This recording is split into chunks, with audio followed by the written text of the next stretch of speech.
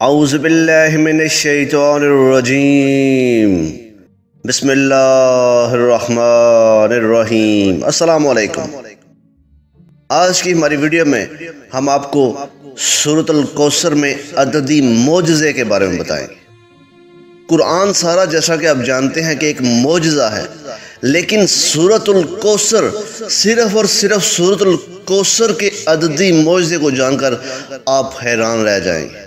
تو آئیے video start کرتے ہیں۔ سورۃ الکوثر قرآن کی سب سے چھوٹی سورت ہے اور اس سورت کے جملہ الفاظ 10 ہیں۔ قرآن بذات خود ایک معجزہ ہے، لیکن جب سورۃ الکوثر کی پہلی آیت میں 10 حروف ہیں، سورۃ الکوثر کی دوسری آیت میں بھی 10 حروف ہیں، سورۃ الکوثر کی تیسری آیت میں بھی 10 حروف ہیں، اس پوری صورت میں جو سب سے زیادہ تکرار سے حرف آیا ہے وہ حرف الف ہے، جو 10 دفعہ آیا ہے۔ وہ حروف جو اس صورت میں صرف ایک دفعہ آئے ہیں، ان کی تعداد بھی 10 ہے۔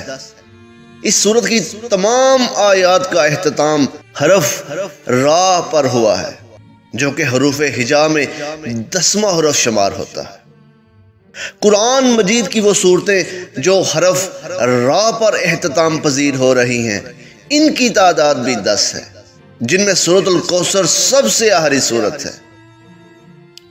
اس صورت میں جو 10 کا عدد ہے، اس کی حقیقت یہ ہے کہ وہ ذی الحج کے مہینے کا 10واں دن ہے، جیسے کہ اللہ تعالیٰ نے فرمایا پس نماز پڑھو اور قربانی کرو۔ وہ دراصل قربانی کا دن ہے۔